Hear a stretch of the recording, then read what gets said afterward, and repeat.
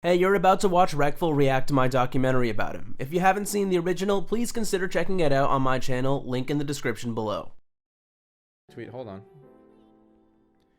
It's about League of Legends. People really... Okay, I'll start the documentary and I'll see how it feels. I'm gonna see. Wait. Why is the red bar there? Oh my god, my fucking roommate watched it on the TV, dude. I have definitely not watched any of this. I fucking found him out. And he watched this! No, I really have not watched this. I started it just now. Not that much of it. Definitely not. Alright, here we go. Let's see if we can get into this. Who is Reckful? That's me! To some, he's a Twitch veteran. Wait, One of the look at all those original clips he best had. Hold on. streamers I and want to see that again. staple of his community. Who am I? Who is Reckful? I don't know. To some, he's a Twitch veteran. One of the original best streamers and a staple of his community. To many popular streamers, he's a friend, a respected peer. Reckful is so many things to so many people. The impact that he's had on his community, the people who watch him, and the people in his life is profound. But not everyone knows who Reckful is, so if you don't, then let me make this one thing clear. This is not just the history of a Twitch streamer. This is the life of Byron Bernstein. Oh shit. This guy had a lot of clips in just that intro. That was ridiculous.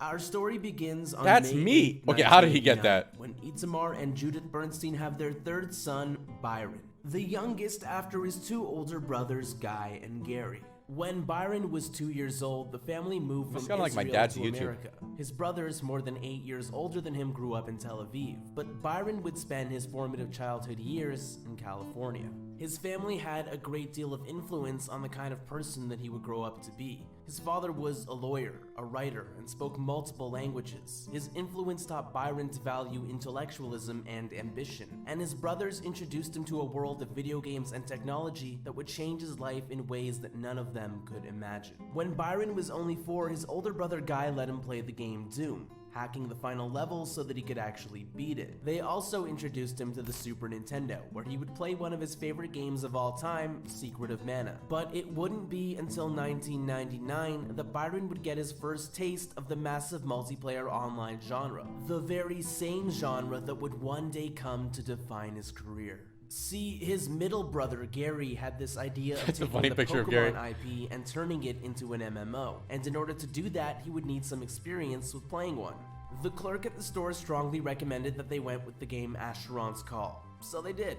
And with that simple, impromptu decision, Byron's life was put on a path that Played would that game for one 7 day years. lead to him becoming Reckful.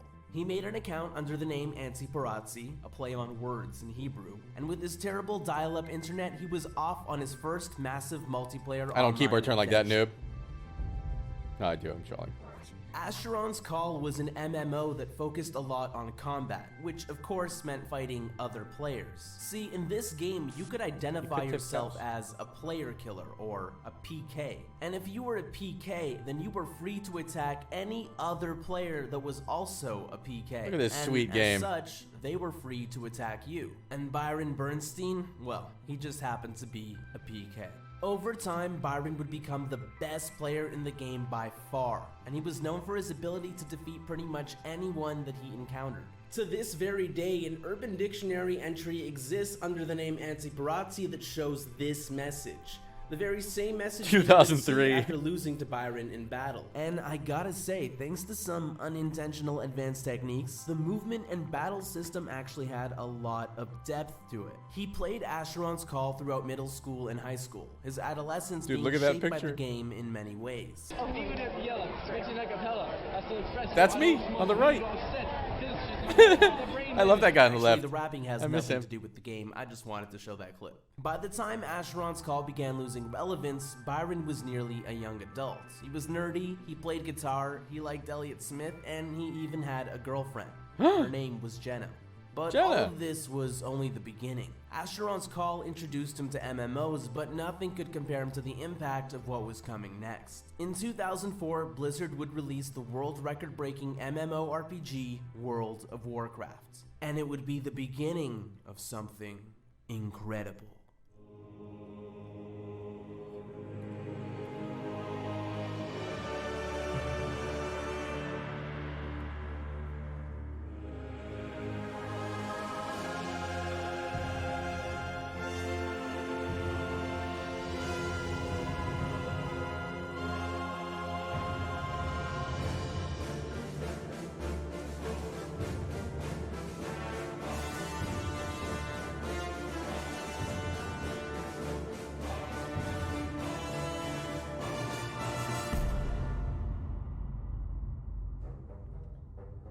World of Warcraft took the popular Warcraft series and made it into a gigantic, explorable RPG game, filled with quests and raids and players from around the world. There was so much to do, so many areas to discover, so much content to enjoy, and Byron absolutely didn't really care for it. When he first played the game, Byron quit after reaching level 30 because he just couldn't bring himself to complete the quests. In fact, So boring, he wouldn't dude. get back into it until around 3 years later when a friend from Asheron's Call would essentially donate an account to him. The account was a rogue named Reckful. But it wasn't so that he could play the campaign. What held Byron's interest was the additional player versus player mode known as Arena. See, Arena is a competitive team versus team game that takes place in an arena.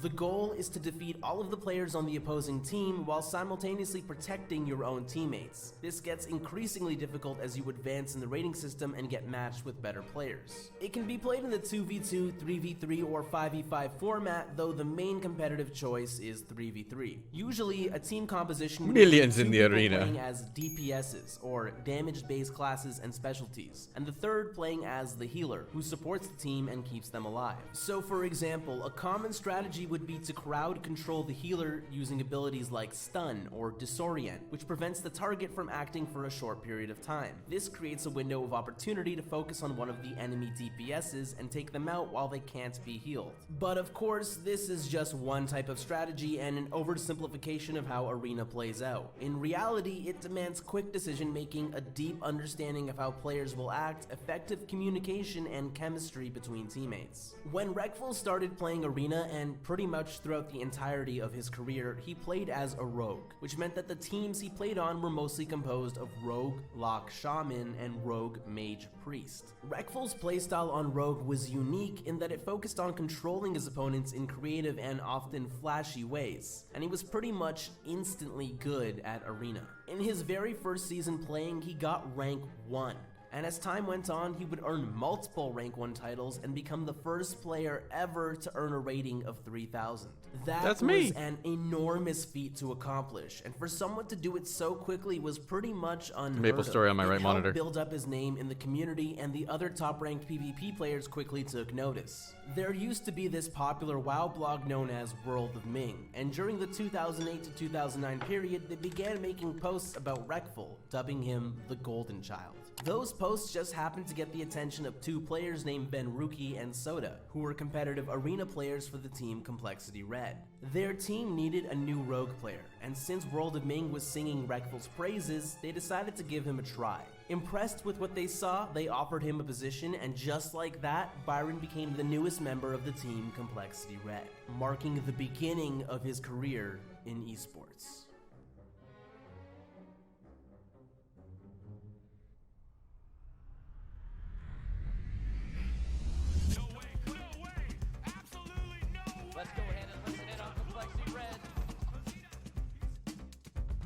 With Complexity Gaming, Reckful got to compete around America at multiple MLG tournaments. At their first event, the team finished in 3rd place, and what's more impressive is that they defeated every single other team that had a rogue player on it. Between 2009 and 2011, they managed to achieve multiple top 3 placings at these events, including a 1st place finish at the 2010 MLG Pro Circuit in DC. And for many people, these events were their first chance to see what Byron was like in person, whether that be through attending the events or through tournament coverage that would get posted onto YouTube. But see, back then, the esports industry was not quite what it is today. It was a lot more common for players to financially get the short end of the stick.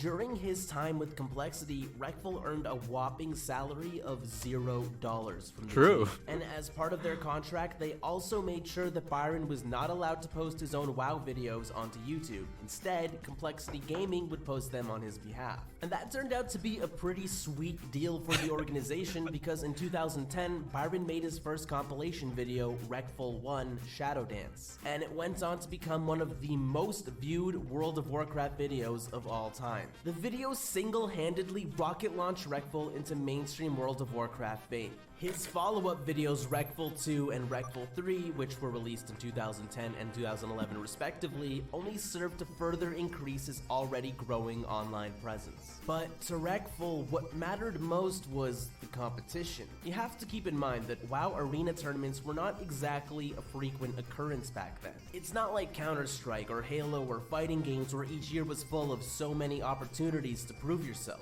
Reckful only got to compete on the big stage a handful of times in the years that he was active, so each opportunity mattered that much more to him. And for anyone that was serious about competing in World of Warcraft, there was no higher honor than winning BlizzCon. It's the WoW players version of the Super Bowl. It is the biggest event.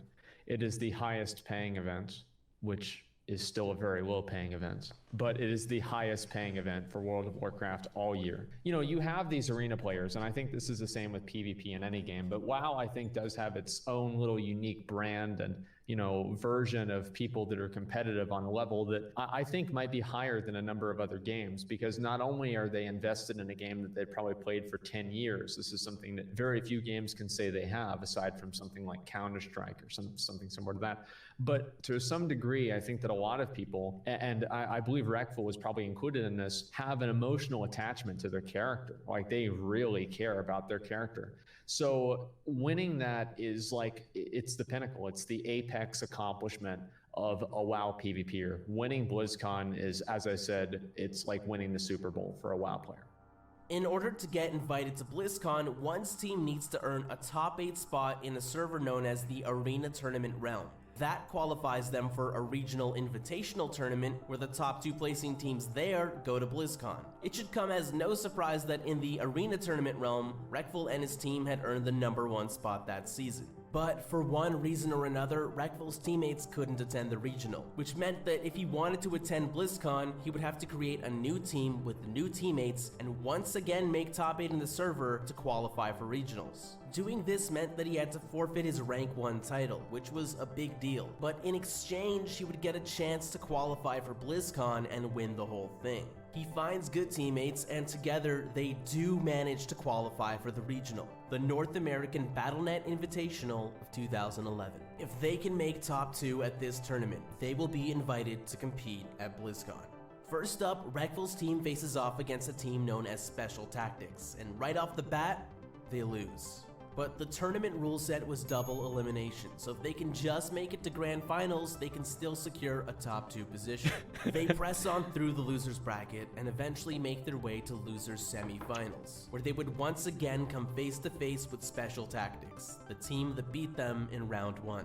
And their rematch would live on in infamy.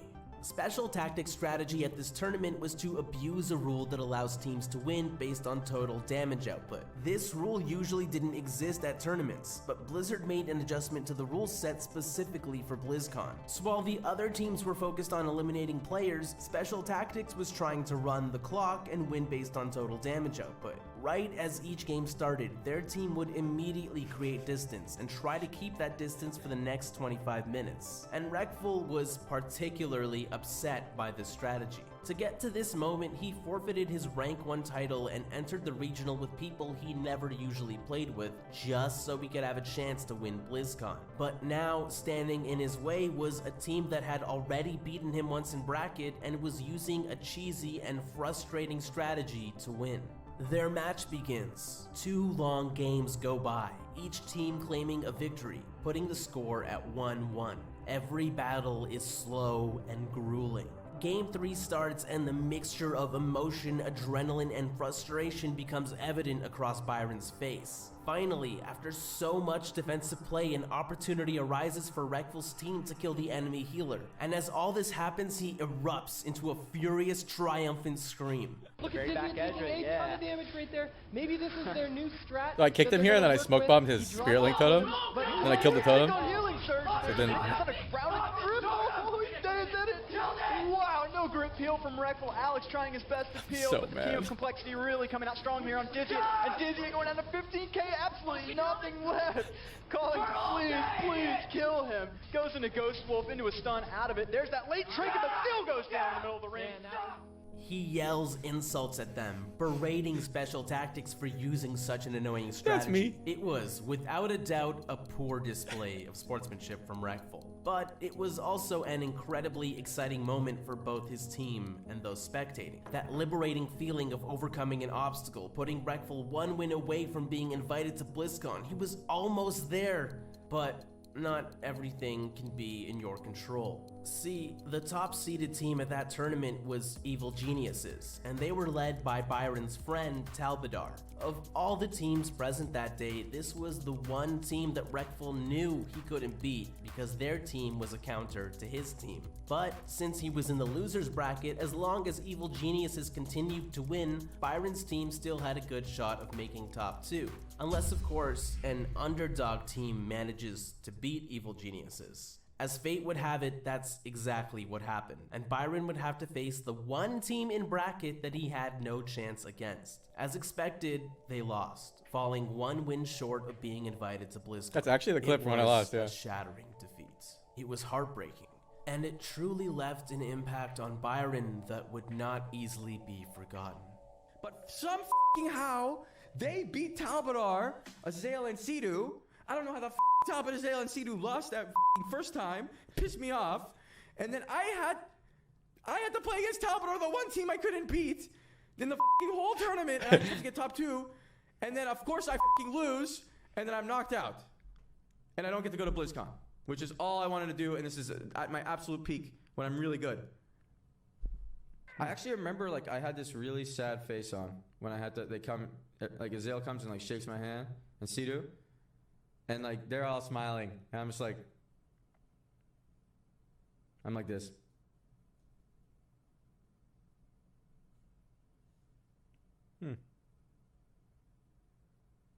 It was really sad. I wanted to win it so bad.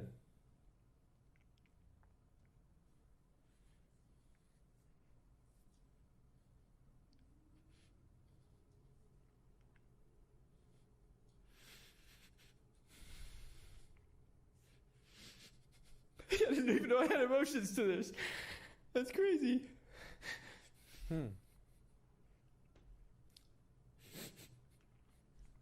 It's weird watching yourself cry. After being dealt such a crushing defeat, at the age of 22, Reckful retired from competing in World of Warcraft. The next few months of Byron's life were spent playing poker and editing his father's book, Reckful's Run, a story about an Israeli fighter pilot who may or may not have been named after Byron's gamertag.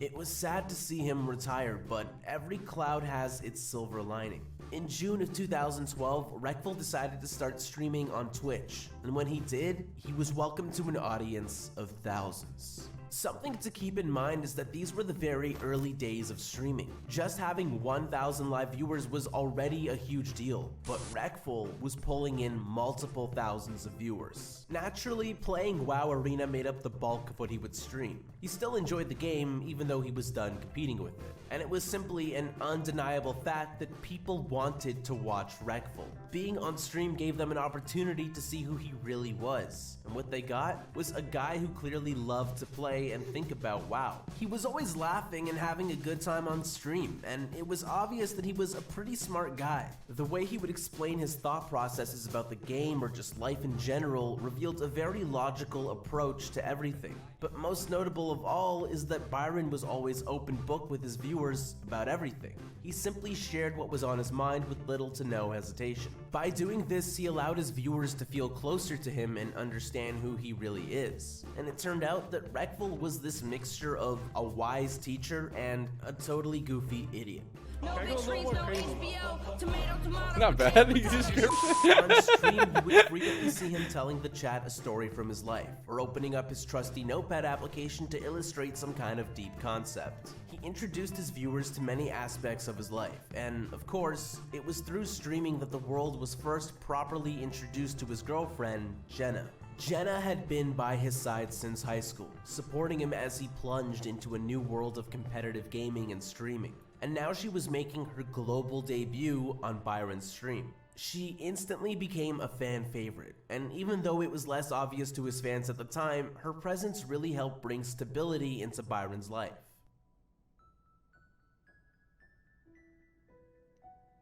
I like that picture.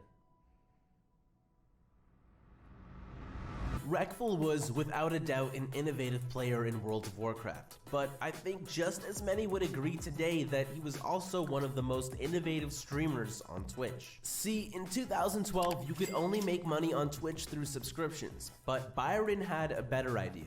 He famously realized that he could just link his PayPal and ask for fan donations, and in exchange, he would display the donator's message on the stream for a few seconds. Sound familiar? That's because almost every streamer on any platform today does this, but Reckful was the one that popularized it. And I would write it of course, in that the eventually turned XSplit, into like streamers what people receiving wrote. crazy big You can make donations. it pop up automatically. $10,000. You. $10,000. You. At Instead of one I've been point, saying he was fuck making you over when I $30,000 got a month from streaming, donated which was 10K. a huge deal at the That was time. funny. And he was smart with his money too, choosing to invest it into the stock market and further his profits. In fact, one of the first companies that he invested in was none other than Tesla. Back then, it was pretty common for his streams to feature other notable players from the WoW community. His closest Stonks. friends like Talbadar Soda and Benruki would be regulars on the stream. And of course, some of the most entertaining moments from that time came from his friendship with Mitch Jones. Try. Target acquired, Warlock. This was As fun. live streaming continued to grow in popularity, Reckful and his friends were all beginning to become popular content creators. And with the help of an organization known as SkillCap, they were all able to move in together into a massive house in Austin, Texas. It was a significant moment in Byron's career because it demonstrated that he could actually make a living by streaming World of Warcraft. And that's because people loved the game, and its player base was massive. Even the company paying for the house only existed because of World of Warcraft. But he was also able to make a living this way because people loved to watch Byron. His gameplay and his personality and his content, they were all reasons for his success. But moving to Austin came with There's a my duck. price, because it meant that his girlfriend Jenna couldn't come with him. But regardless, it was one of the most fun periods in Byron's career, and it's an era that many longtime viewers look back on fondly. Jenna, Oh god, dude. I have a question. What is that? In 2 years, Oh no no no. when I'm finished with here and with that book I have to write, Oh no. and you're finished with school, She said, "Oh no." Yes. will you marry me? Oh my god.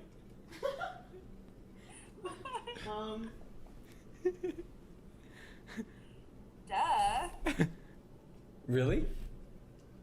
Yes. For sure you'll marry me? Yes. No. That was easy. It sounded harder in the movies and stuff. Married already. Oh my god. After a little over a year of streaming World of Warcraft, things on Byron's stream got a little shake-up when he started playing a new game. In late 2013, Blizzard released the beta for their new game called Hearthstone. No. Reckful perfectly.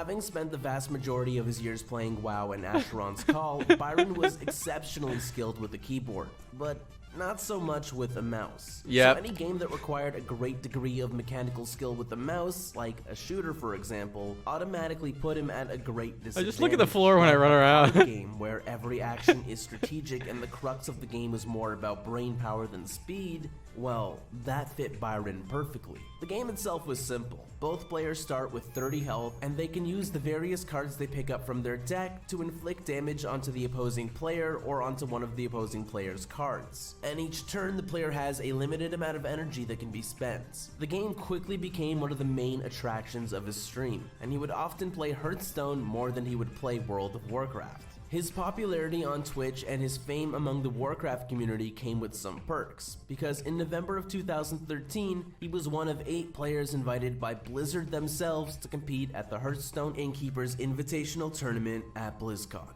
Yeah, that's right. 2 years after failing to make it into BlizzCon, Reckful was now finally attending, but as a Hearthstone player.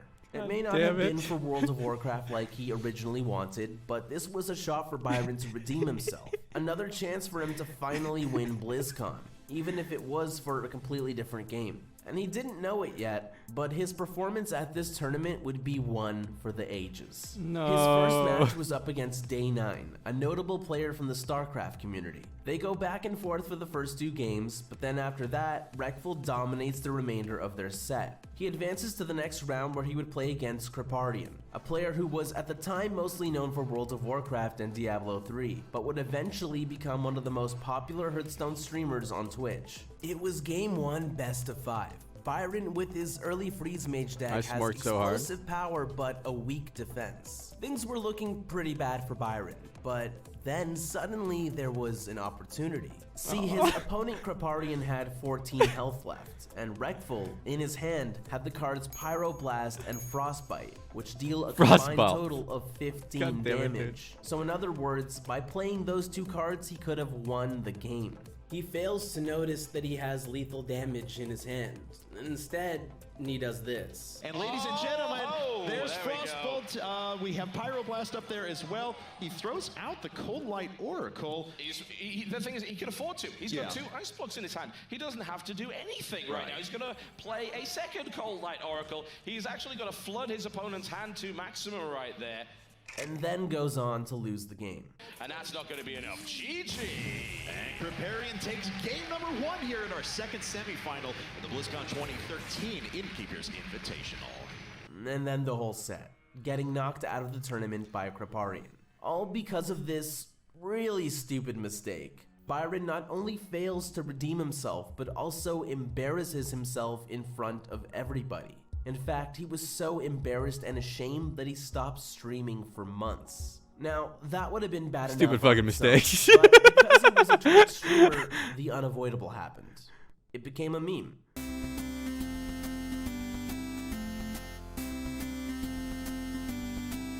Well, you get the idea. People were memeing on him hard. Okay, just a little more. 33, so each fire is 11. 11 plus 4 equals... It's Pyro... Come on! This one was crazy.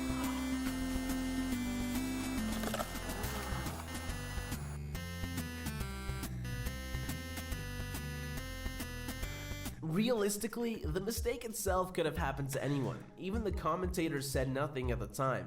But regardless, missing lethal has since become a staple joke in Reckful's community. A few months later, in the summer of 2014, Byron moved out of the skill-capped gaming house and into a new house with Talbadar and Soda. And for many, this would feel like the end of an era. And in many ways, it would be. Because as he entered the next phase of his career, for the first time since it all began, things would start to take a turn for the worse. Oh, Zombie Chow hits him for 5. Yeah. Oh, dude. Wasted. I'm actually drunk, guys. God damn it. I don't want to watch myself really drunk, dude. That was BlizzCon all over again. It's very sad for everyone. Don't worry. Don't worry. It's fine. We'll play another one. We'll play another one. Can I skip You'll this? from your memory. I'm skipping this.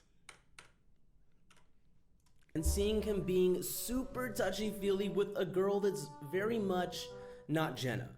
From the clip, it seems like she doesn't want to be seen this way on camera either. She continuously tries to keep her face hidden from the stream. And then of course there's that last bit where she goes, her name is more. Why is my shirt off? Michelle, and this dude, I'm unhappy. Okay, this is not good. Don't get drunk.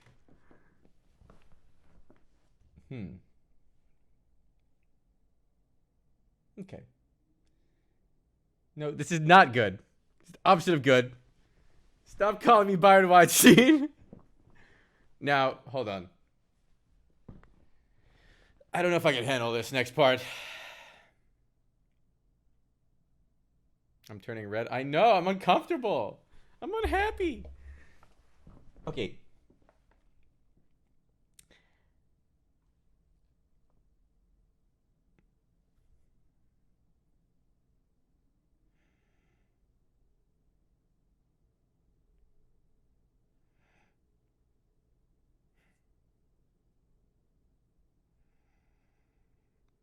Can we skip?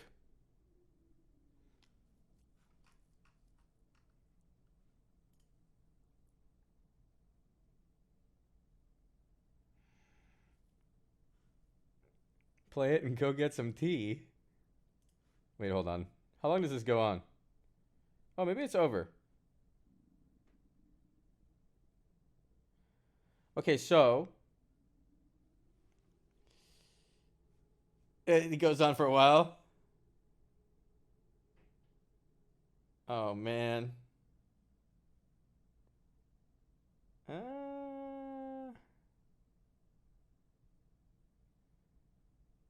I can't handle this, dude. I'm not strong enough.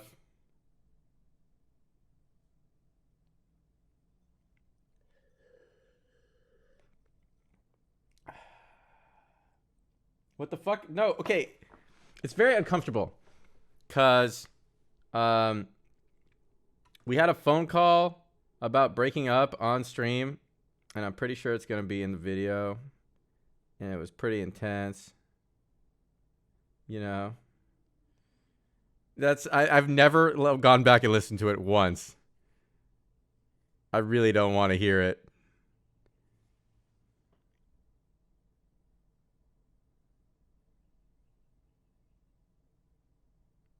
Let's just skip that part, but I don't know where to come back. Anyone know where to come back? Is it here? Like, so Reckful skips a full 10 minutes here, and there are some pretty important things that happen in those 10 minutes, especially related to World of Warcraft. Would have been really cool to see his reaction to some of that stuff. Okay. I see myself lying in the Dead Sea, covering my balls. We'll go here.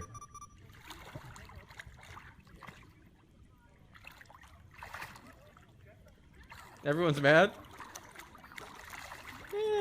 It's something I don't want to relive, you know?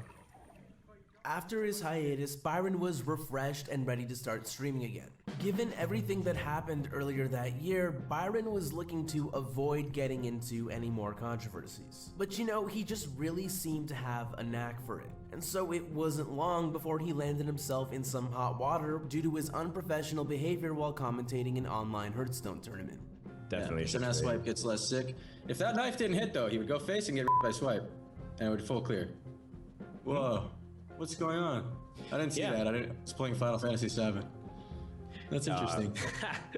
Like if you play Knife Juggler, Knife Juggler abusive, and you would actually attack the keeper. Oh, sorry. Screw it. Everyone will play every other team at least once. Or just once. I think that's the guaranteed round robin play. Okay. Well, Reckful's kind of preoccupied, I guess, right now answering. Oh, sorry. I was asking something about. No worries, what we're bro. doing. I got you. I was like tossing it to you a little bit. The sheer frequency at which Reckful was becoming attached to Twitch drama and general controversy started to have this secondary effect, where people just assumed that his channel was the place to be if they wanted to be at the center of the next big drama. So in other words, it attracted viewers that were there for the wrong reasons. And unfortunately for Byron, not only were they correct, but it made everything that happened to him get even more attention than it otherwise might have. And that only made it harder for him when Blue broke up with him that October. Acting out of hurt and frustration, Blue got vocal about her grievances with their relationship on Twitter, tagging Jenna in many of the tweets. For the people that already didn't like her, this was seen as justification to support their stance. But for Byron, this whole situation was miserable. He just wanted to stream video games and enjoy himself, but instead his personal life was constantly the subject of everybody's judgment. Perhaps that's just an unavoidable consequence of fame. Paparazzi culture would suggest that this type of thing is bound to happen, but I personally think it has more to do with Byron making his personal relationships a public spectacle. Though he prides himself on his authenticity and willingness to be open about his life, it came at the cost of having boundaries that are necessary for a healthy relationship. Now, at the time, he had been doing some variety streaming, but Hearthstone was still his main game. But he no longer dominated its section on Twitch like he once did. That title now belonged to a streamer named Masan.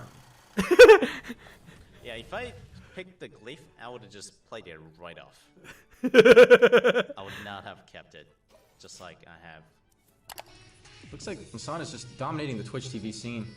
16,000 viewers. Masan's firing shots. How can he fire shots at me? I wonder what he says when he fires shots. What does he have to talk shit about? Damn, like, that guy doesn't view bot. He should show his ad revenue page. I'll show mine. Because the ad revenue page is just, if he doesn't run any ads, it's just the ads from people actually coming in your stream and it doesn't count view bots. So I'll show my ad revenue page on my stream and he can show his. And he adds 3 times my viewers. So we'll see if that adds up. Okay. So yeah, I only have 600 subs. Oh, ad revenue. Okay, $2,500 in ad revenue. This page looks so foreign to me now. So you should have 7.5K in revenue, Reckful. I don't know exactly if he has 3 times more viewers than me, but he definitely has a lot more viewers than me all the time, right? So you should have a big number in there. He had 2.6K. See? There you go. Watch. Let me load up Twitch right now. Twitch TV directory all. Who's the #1 streamer on Twitch? Masan SC. You know, how can you not get some real viewers? So he ends up getting as many real viewers as, like, me, but most of them aren't real. I don't know. What if he actually doesn't know he has viewbots in his thing and someone's viewbotting him every take? That'd be interesting. During this time period, viewbotting was a serious problem on Twitch, and publicly exposing a streamer for doing it addressed a greater issue on the platform. But it also said a lot about Byron as a person that he would even call out Masan like that in the first place. He doesn't like seeing someone get away with lying. In fact, he resents fakeness in all of its forms, especially streamers who lie to their audiences. That's one of the reasons he's so open and honest about everything in the first place, because he would rather be vulnerable and real than fake. However, it also shows that he's prideful and that it bothers him that Masan was unfairly beating him in viewership.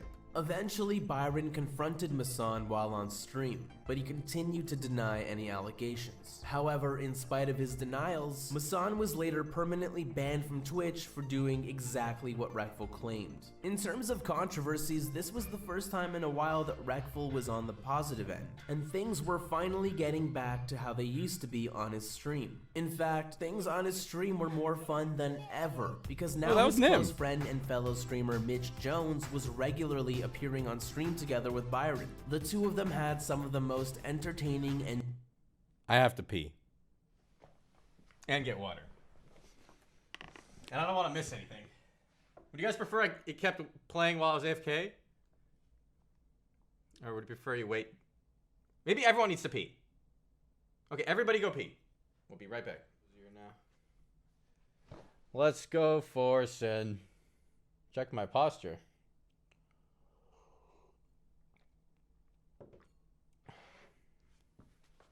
That really took long. Were you really peeing or pooping? I was in fact peeing, young man. All right. It was a long pee. And I had to get water. And I changed shirt because I wasn't super comfy in that shirt anymore. I did not do drugs just now. I see people thinking that. Now, hold on. Okay. Here we go. And genuinely funny streams of Byron's career. And Mitch was more than just a streamer friend to Byron. They were close friends that had known each other for years. And Mitch was someone that Byron knew he could trust. But Mitch was known for doing stupid and reckless things, often at Byron's expense. In early 2016, Byron and Blue were back on better terms, and out of great generosity, Byron bought her a brand new $30,000 car. Learning from his past mistakes, he chose to keep it hidden from the stream. The only people he told were the people Not exactly in his the order personal things life. happened. You know, people like Salvador, Soz, Mitch Jones. You probably see where I'm going with this, but just wait until you see how Mitch Jones exposes this to Byron's viewers. Selling shirts every night, we do it real nice. I sold like 500 for my blues dice. I got Blue a car, she going out to Cali. She said, this shit, bitch. I don't know what has happened. Thank you for your hella money. I'll put it in the bank and then I'll go and your honey. Suck you, bitch. I can't rap over this. Alright, everyone stop laughing at me, yo. Why are they laughing at me? Look, man. Look at the chat, though. Oh, my bad, dog. I don't know what I said. Oh, my bad, dog. I don't know what I said. That's right. Mitch Jones accidentally freestyle rapped that Reckful bought a car What for is this Blue. thumbnail? That was hilarious. The reaction from his chat was exactly what you would expect it to be. Now, Byron understood that it was probably an accident and ultimately didn't get too mad at Mitch. But the thing about Mitch is that he does stupid and reckless things. And so thanks to his lack of discretion, Byron was once again the center of Twitch drama. And of course, every single time that he streamed after that, or every single time that Blue was mentioned, the chat would just start spamming 30K over and over again. I feel bad, dude. My bad, bro.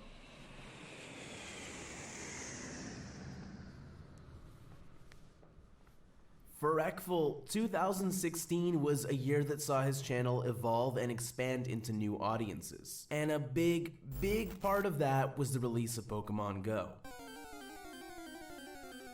When the game came out, it momentarily took over the world, and that was especially true on Twitch. It seemed like everybody wanted to see their favorite streamer play the game, and that, of course, included Reckful. And something to keep in mind is that even as recently as 2016, Twitch was a very different place than it is now. One of those major differences being the lack of a just chatting section. See, back then, you pretty much had to be streaming video games. There was even a requirement that the majority percentage of the stream be of gameplay. So because of that, streams were pretty much confined to bedrooms or tournament venues and things like that. But Pokemon Go changed everything. Now, a streamer could be out on the street with their friends and having adventures in real life while still technically meeting the gameplay quota. This style of streaming would later become known as IRL streaming, which stands for in real life. And as one of the first popular streamers to be broadcasting Pokemon Go, Reckful was managing to pull in audiences of over 50,000 concurrent viewers. He was literally on top of Twitch. And as these streams went on, it really felt like as a viewer, you were getting a chance to hang out with Byron and his friends. These streams also marked the first major returning appearance of Jenna. It might seem crazy to think that after everything, Jenna would want to be on stream with Byron again, especially after we've seen how terribly Byron could act. But I think that if anything, it demonstrated how important he still was to her. Byron is far from a perfect person, but he had since shown remorse for how he handled things with Jenna. And I like to think that part of the reason that she was willing to spend time with him again was because she recognized his desire to be better. But back to Pokemon Go.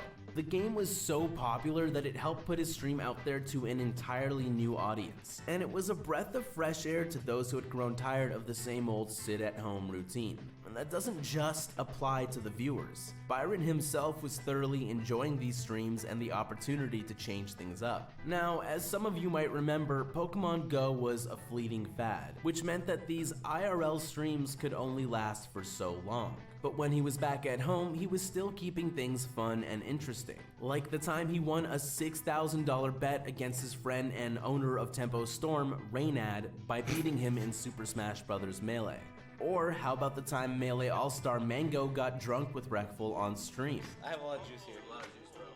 So, I love this. This is my favorite one. Don't do that right away. No! It's too late, dude. Let's go. I killed this guy, bro. If you drop this guy, they would have given you a fireball, bro. Oh, no. Dude, look. They love that shit. They love it. Drop this 6 seconds. I like Mango. Oh, let's go. 3-1, no! Big face over a 3-1. Byron was having some of the most fun times of his life in 2016, but of course, there was still one small problem. Mitch Jones. I've already pointed out how the watchful eye of Twitch chat has been problematic for Reckful's personal matters in the past, but what you need to understand is that for some Twitch streamers, it's how they stay relevant. See, a lot of Twitch viewers love to follow any kind of controversy. It happens on YouTube, it happens on Twitter, and it always gets attention. And Mitch Jones was the kind of streamer that often catered to those crowds. Naturally, since Reckful and Mitch were now living together, he would get sucked into the drama that Mitch created. Now, since Byron hated that type of thing, he had slowly gotten better at setting up boundaries for himself. Like, for example, when he was planning a trip to California to visit Blue. He told Mitch about it privately and specifically asked him to keep it a secret from his viewers to avoid drama. However, it just so happened that the day he was planning to visit Blue also happened to be Mitch's birthday. Mitch assured Byron that he didn't mind, but then came the actual day. Mitch, on his birthday, starts up his stream, and he's in Byron's room, something he knows Byron would usually be upset about. And he starts saying stuff like this. It's my fucking birthday. I just turned 24. Wait, Byron's with you guys, right? Who's Byron? Who's he chilling with? So keep in mind, this whole time I've told him where I'm going and who I'm with, and he said he was gonna be fine on his birthday.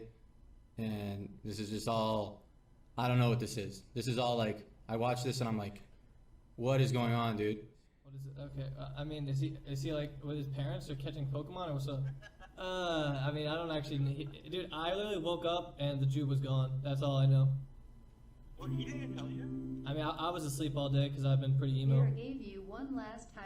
I don't know, man. That really pissed me off. That Every time was I talk to him insane. about it, I he's forgot like, exactly "Oh, I how was just deep being that funny," went. You know? But I feel like there's being funny, and then there's being funny while making your friend look like a total asshole and not saying you were joking. You know? Like, what the fuck? I just want him, if he could fess up that he, like, was actually being mean and sincerely, and he sounds like he really means it, then that's something. You know? Look at what Mitch is doing here. He's taking advantage of his friendship with Byron to be more relevant. Again. And now look at how Byron reacted to it. He couldn't understand why his friend would do that to him. Later, Mitch would claim that all of this was just a joke, but regardless, it was a clear breach of trust that affected their relationship. Every time Mitch says, "Oh, I shouldn't have said that," if he could go back 5 seconds in time and have the choice of not saying that or saying it again, he would always say it again. When he casually mentioned Reckful buying a 30k car, that was intentionally, that was not unintentionally. At this point, their relationship was on life support, and the plug was about to be Forcing 8 billion Mitch IQ. had this girlfriend named Mira, and of course, she was also the starring role in her own fair share of Twitch drama. And Byron did not like her, to the point where he publicly beefed with her on stream, which of course put Mitch in a very awkward position. However, Byron was very understanding of their relationship, and he made sure that Mitch knew that he didn't want to get in the way of it. Despite this, the two of them would eventually break up anyways. Or so Mitch would tell Byron. Keep in mind that at this point, his friendship with Mitch was on very thin ice because Byron's trust in him had been broken. To make a long story short, Mitch tells Byron he's going to visit his father, but instead goes to meet up with Mira. By pure coincidence, their housemate Toes walks in on Mitch and Mira at a restaurant, and he's shocked to see her there because she was supposed to be living in a different state. Upon seeing them, Toes tells Byron via text message, and Mitch responds by flipping out and demanding that Toes drive home and delete the texts off of Byron's phone before he wakes up. Yeah. Byron, of course, learns of all this and realizes that there's no way he could ever trust Mitch again. I think he wasn't really my friend the whole time. And I'll tell you guys why. Some people might think I'm just trying to stir up drama, but actually I'm just trying to get out of it. I don't want to be friends maybe with people from Twitch anymore. I thought we were just chilling, having a good time all the time, but I don't think he's really my friend. I thought he was the whole time. I thought he was Mitch Jones the whole time, but he really was David Jones, guys. He's fucking David Jones. And he just pretends to be Mitch Jones on this fucking, in front of me and on his stream. Like, what the hell? It's so weird. I don't know, man. He just, I gave him a lot of times, even you guys probably saw, he was streaming one time, and I even told him, look, if you want to go live with Mira, it's fine. And at one time I even jokingly said, yo, Mira spilled it, that she's going to Maryland with you. I said that because I wanted him to try to just admit it to me, and then he was like, "What? No way, that's not happening. I need to call her. That's crazy. I'm not even talking to her anymore, dog." Like, that's the one guy I thought was really my friend the whole time. I never doubted anything. He just seems so innocent. He just seems like he's just a guy who likes to fuck around, jump around, do whatever. Can't trust anybody, chat. I'm just gonna cut off ties with other streamers and stuff. I guess I just want to be by myself and not deal with kind of shit like this and awkwardly not know if people are really a friend of mine or stuff like that. It makes me really uncomfortable. I just rather have friends around who aren't involved in Twitch anyway. This changed the way he viewed his friendships forever. Maybe all these people he thought cared about him were really just there to use him for his money, for his fame. And it came with the difficulty of losing someone that he once believed cared about him. An experience like that can be extremely difficult for a person to recover from. Try and put yourself in his shoes. Imagine finding out that your best friend just likes you because they're using you. It hurts. But with his struggles came wisdom. Wisdom that allowed him to better distance himself from the chaos that had been surrounding his life for the last 2 years. And with that, the viewers that only cared about drama started to fade away. So, what does it look like when Reckful gets attention for something that isn't Twitch drama? Well, it looks a little something like this. Apparently, there is a new way to meet and greet on social media. Users craving interaction are now actually watching people eat. It's called social eating, a live streaming platform on Twitch, which was known for gaming until now. This broccoli does not look tasty. There's Gachi's in the chat on The funny CBS. thing is that Reckful was never really a social eating streamer to begin with, but that didn't stop him from becoming the CBS broccoli guy. Now, it would be inaccurate for me to say that Byron's career was 100% drama-free after he parted ways with Mitch. Like, for example, there was the time that he got bitch-slapped by Trainwrecks TV at BlizzCon 2016. I could go into more details about it, but honestly, I don't think it's really of that much importance. At the end of 2016, Twitch recognized the popularity of IRL streaming and decided to drop the gameplay quota and give the format a dedicated section on the website. And as 2017 began, this would become Byron's go-to style of streaming. These streams always felt like an adventure. Reckful would befriend strangers or take the day into unpredictable places. Oh, I forgot about this boat. 11, we gotta get back to the boat. Operation Boat. TLIRL on Snapchat. I got this. Yes. I got you. Yes. You won't give way. Wow. I didn't think that was possible. Fans would run into him in real life and become part of the Oh stream. my and God. Viewers would watch with joy as they got to vicariously live through Byron's experiences. But what really took the IRL streams to the next level was when he started traveling around the world. And it all kicked off with Japan.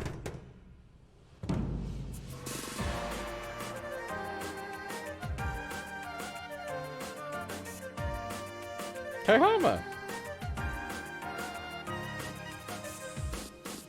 One of the things that made these streams so incredible to watch was how The he Shui, I began talked to about it. build a crew of friends that accompanied him throughout the Today. trip. That And was the weird. fact that it was all happening in Japan just made it so much more interesting. I feel like we went away from the good area,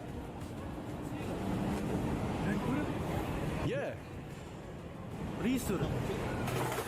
What's your name? Risuru. That's your name in chat? Yeah. Have I talked to you before? Yeah. I have? Wait, spell it. Oh, yeah, I have not. Lethal. Lethal. Hi. Lethal? Fuck you! Yeah, I need a gunman. You speak perfect English? You cunts! These streams really set the tone for the rest of the year, where he spent more time in the streets of various cities than he did playing any kind of video game. And it was pretty clear that this was exciting for him. It was a chance for him to creatively express himself in a way that playing games at home rarely allowed. Besides, what's more fun than meeting That's the new day I met people Becca. and doing karaoke in front of thousands of viewers? As a fan of Anthony Bourdain's travel shows, Byron attempted to bring that same sense of excitement, exoticism, and adventurous energy into his streams. But of course, this You was guys still are saying Reckful, British. so he would get Can you himself into stop? situations that Anthony Bourdain never would. What? Ask the ladies behind you if you can eat their ass. Hello. They're British. Can you stop? Oh, they understand? They understand. Oh my You guys are too loud. I have to leave. Oh. You're embarrassing me. Wait, you're leaving? I'm not done drinking. They speak English, Reckful. They're British. I didn't know. Wait, don't leave. She's leaving. At the very end of the year, he briefly visited Vegas and New York, but the streams there were mostly short-lived. Not long after that, Reckful would suddenly and completely disappear from Twitch for over a month. When he finally did re-emerge at the start of 2018, it was with the news that he was now dating Becca, the girl from that karaoke clip in Japan. She was and is also a Twitch streamer, and during their brief relationship, she would often make appearances on his stream. And unfortunately, that led to a moment very reminiscent of Reckful's past. But anyway, now that Twitch supported IRL streams and content that wasn't centered around gameplay, it allowed for Byron to get more experimental with his streaming format. This time it was with the addition of his new show, Tea Time with Byron, which was basically a long-form conversation between himself and a guest that took place on a fancy set. While this wasn't the most mind-blowing idea for a show, I feel it's worth mentioning because it speaks to who Byron is as a person. He likes to try new things and experiment with how he uses Twitch as a platform. Further down the line, he would experiment even more by running his own version of Shark Tank on his stream. Okay, I'll make you an offer. How much of your company are you willing to part with?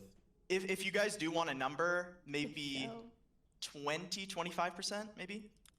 I want 40% of your company for $10,000. Wait, why is everyone spamming scammed? I think I could do that. All right, it's a deal. But his experimental mindset with Twitch became more evident than ever in the summer of 2018. When his friend Reynad showed him a new card game that he was developing, Byron loved it so much that he was prepared to contribute $200,000 towards it and help him design the game. However, they ended up disagreeing on how to tackle the project, and so Byron backed out.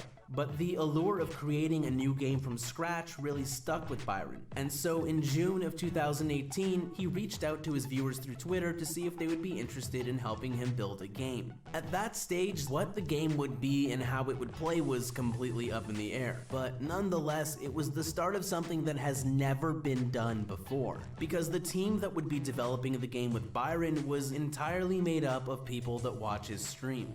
Yeah, you heard me correctly. Byron started developing a game with Twitch chat. For the remainder of 2018, Byron got back into doing travel streams, with his next trips being to Greece and Amsterdam. This time he was joined by Andy Milanakis and Greek God X. Do you want to wrestle? Do you want to wrestle? Yeah, sure. Really? I'll try. I mean, you're obviously gonna be better. Okay. Okay, Mike. Can you go really soft on me? Okay, soft. Oh. Okay, ready? Okay. Okay.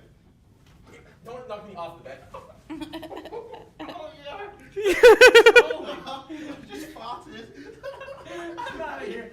Oh my god! He farted good. I'm sorry, but that wasn't.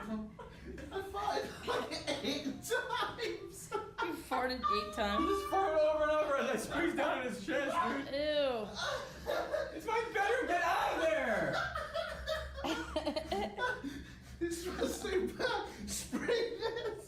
I think that for many fans, these IRL streams that he started doing in 2017 and onward were some of the best streams that he ever had. And that's an amazing achievement because at this point he had been streaming for over 5 years, and where most streamers would have gotten stale, Reckful was in many ways better than ever. As the year wound down, Reckful began to stream less and less, until eventually he went radio silent. And things would stay that way for several months. It wouldn't be until the spring of 2019 that Reckful would finally go live again, where he was now often playing auto chess or later its Riot Games counterpart, Teamfight Tactics. In his short time playing the game, Byron managed to reach the highest possible rank of Challenger, which just goes to show that he was still a cut above your average gamer. But more importantly, it had now been a year since he had put together a team to start developing his game, and now he was ready to show it off. It was officially called Everland, and it was an MMO in the vein of Club Penguin. The version he demoed had beautiful Super Nintendo style sprite work and music made by Secret of Mana composer Hiroki Kikuta. Dude, Twitch chat made this. It's crazy. Yeah, you'll have a profile, and also you'll be able to collect like shit for your furniture for your house, mounts. We're not doing mounts. Your house can look as good as mine someday, you know. We're very forward thinking. Too much stuff. There's no gender. It's just what clothes you're wearing. Then some clothes have boobs. True. You know. Nobody could ever get mad. It's crazy.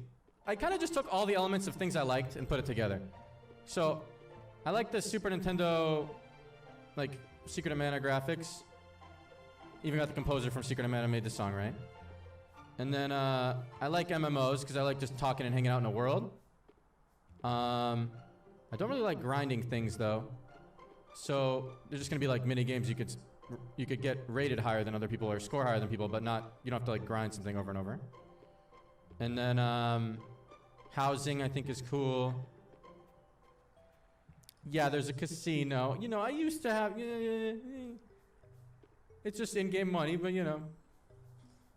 There's poker. You can play poker against your friends within the game, so it's like an easy one-stop shop for doing whatever the fuck you want to do. It was really cool to see him come full circle and start making a game of his own. Of all the ways that Reckful has innovated streaming and how he uses Twitch, this idea was probably the most amazing. How many streamers can say that they built a full game with the people from their chats? It was pretty much unheard of. He reached out to a community that he built by himself, and now together, they're helping him fulfill a dream that very few people ever get the opportunity to realize. That is the essence of what makes Reckful so unique and so much fun to follow. Being a part of his community really makes you feel like you're connecting with him and that you're a part of his journey. That's something that can only happen when you're as authentic and open to your community as Byron has always been. And that doesn't just apply to his viewers either. Most of the big streamers on Twitch are themselves fans of Reckful in some way. Just watch any of the happy birthday videos that were made to celebrate him. We just wanted to wish you a happy birthday, bud. Happy birthday, my Jewish friend. Hi, Byron. Happy birthday. It has dawned on me that today is a very special day, that it is your birthday. Yo, Byron, happy birthday, man. I miss you, bro. Hey, Byron. Happy birthday. Enjoy yourself today. Treat yourself today. I love you and miss you. Hey, Byron. Just wanted to wish you a happy birthday, buddy. I hope you have a great day. Stop. This isn't right. There's something that I purposely didn't tell you. Some very serious things that are, in my opinion, crucial to the story of Reckful, of who he is and what he does. The first is that when Byron was just a kid, his oldest brother, Guy, took his own life. Suffering from depression, he chose to overdose on his prescription Prozac. I can't even begin to put into words how difficult this must have been for Byron and his family. To experience that kind of loss as a kid, it's traumatizing. It shattered the life he knew, and it left his family fractured and incomplete. In his book, The Bone Box, Byron's father bravely describes this tormenting loss. So some of this is fictional. I'll give a little bit of preface. No, I'll just go right into it. I tossed and turned in bed, but couldn't fall asleep, as every night since my personal tragedy happened in midsummer of that same year. My son had been suffering from a severe depression for several months, and I did sometimes Do you guys fear want to the skip? worst. So when my wife called me at work on that evening and said that his room was locked and he wouldn't respond to calling his name and knocking on the door, death immediately reared in my mind, and my heart palpitated with a pang. Okay, we can I skip. You shouted, guys have "My seen son some of is this dead," probably and I started recently. sobbing savagely and uncontrollably. My secretary drove me home. Just really quickly wanted to say that Reckful is about to skip ahead here, so if you haven't seen this part of the video before, I strongly recommend that you watch it in full in the original version, because this is a very serious and important section, and I just really believe that it was meant to be seen without any skipping. Back to the video. Drove me home. Someone climbed to the rear window of his room and broke it, then immediately screamed to call the paramedics. Judy ran. This battle with depression has been an ongoing struggle for Byron. He'd seen therapists, but to no avail. And taking SSRIs, a type of antidepressant, was out of the question because of what happened with his older brother. So without an answer, he was left to endure that depression all on his own. And believe it or not, the reason he wanted to end his own life at 16 was simple. He was the best player in the world at Ashelon's call, but eventually that game had to come to an end. That might sound like a crazy reason to do something so drastic, but getting good at that game endowed him with fulfillment. He was the great anti-parazzi. Without it, everything felt meaningless. There was nothing left to distract him from the negative thought patterns looping in his mind. This is something that Byron has been struggling with throughout his entire career. Think about all the times I've mentioned him taking a hiatus from his stream over the years. While it's true that he's done it for a variety of reasons, much of the time it was because he was too depressed to stream. The feelings of worthlessness and self-loathing left him living in his bed for months at a time, never bothering to stream because how could he entertain people while in such a state? In his mind, what was even the point? There have even been times where he deleted his Twitch channel or threatened to do so. And if I don't want to get banned, I realize I don't want to get banned, but I prefer to get banned than to continue streaming, but I prefer to have my account deleted. Understanding his past also sheds a different light on his broken friendships with people like Mitch Jones. Losing an older brother created a hole in his life, and it didn't help that he never got along well with his middle brother Gary. It's possible that, to some degree, he sought to fill that hole with the companionship of his friends. And at one point in time, Mitch Jones was one of his best friends. So perhaps the betrayal meant not only the loss of a good friend, but also a deep reminder of what he had lost as a child. But here's what's interesting about Byron. As you already know, he's a very genuine and authentic person. He wears his flaws on his sleeve and shows how imperfect he can be. From the very beginning of his streaming career, he's been open about his struggles with mental health. He's even mentioned his brother's passing and his own attempted suicide multiple times on stream. And I know for a fact that his willingness to share these struggles has meant so much to his viewers who also deal with similar afflictions. I really believe that he's helped many people get through tough times just by sharing this side of himself, showing his viewers that they aren't alone, that he too struggles with depression and emotional trauma, while simultaneously showing them that he's capable of achieving great things and finding moments of happiness. And I'd also like to point out how Byron being open in this way is very different from how he had been too open about his relationships in the past, where in those instances he was sharing aspects of his private relationships. Here Byron is only sharing his personal struggles that are unique to him. Nobody else is involved. It's just Byron opening up about these things that make him human, and doing it in a way that is actually helpful for his viewers. But it's not always easy to be a dedicated viewer of Byron's. Fans have had to watch as his battle with mental health seemed to wear on him more and more as the years have gone by. Wild mood swings that have gotten worse and bouts of depression that seem to take more and more out of him. With time, things got dim, but they say it's always darkest before dawn.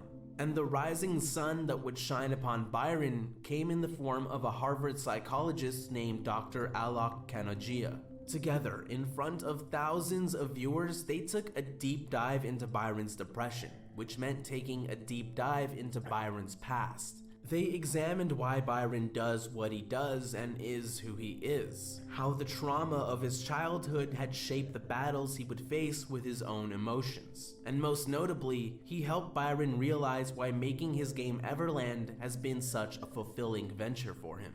And this is the other interesting thing, is you're finding purpose. And why are you finding purpose again? What do you like about what you're doing? I like that I'm trying to give people something I wanted as a kid. Who's the focus on? Who are you thinking about?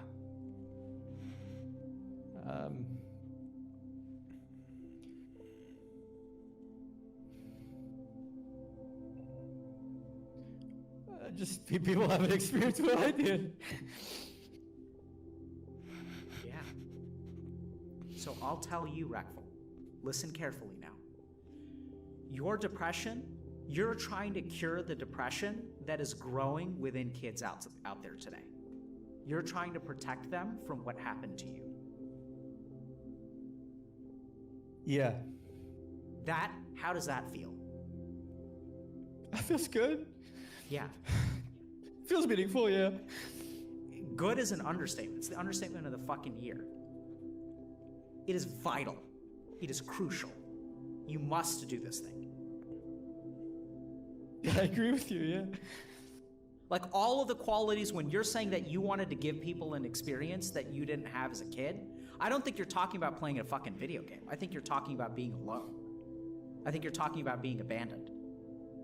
And you don't want people to feel the way that you felt. And so you're trying to make the world a better place.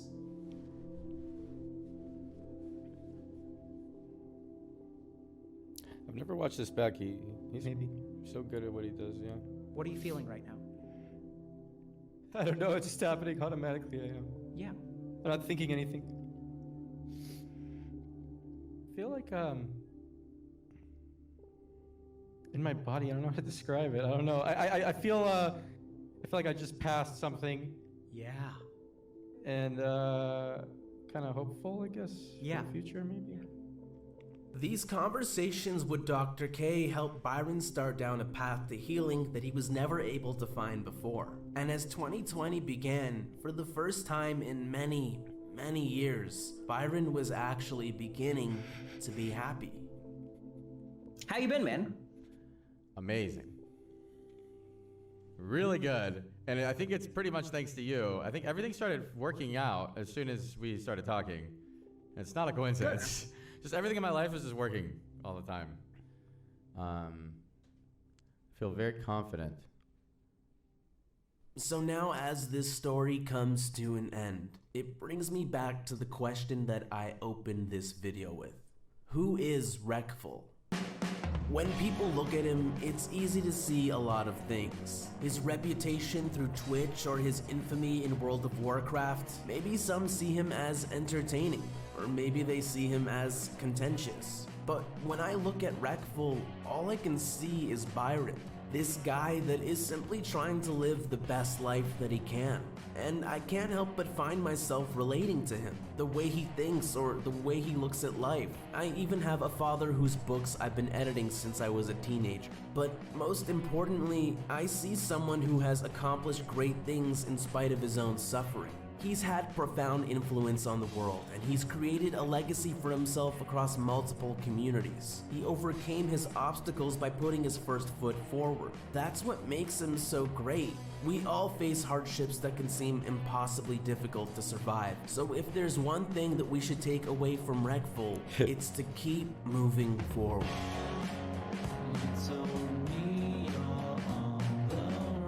Wow. I can't imagine how much effort, how much work it is to make something like this. He had so many clips. That was unreal. Thanks for making that, Slush.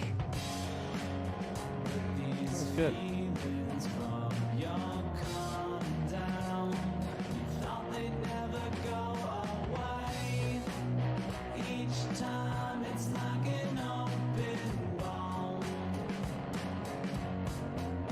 Is this me streaming driving? Because that was LA. I think it was. That's cool. Thank you. Hey, everybody.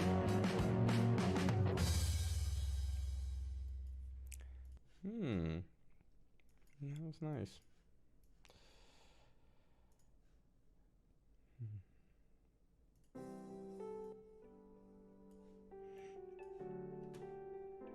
Hello. That was a good roller coaster, yeah. That's my life, I guess.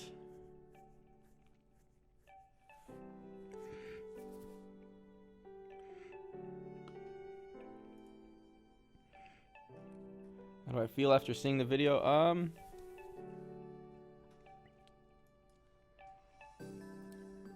Well, as you're going through your life, it's a lot.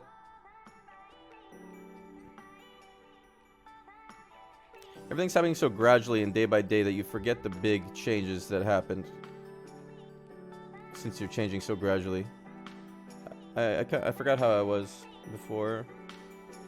Seeing all the years go by in front of me in one video was eye-opening for sure.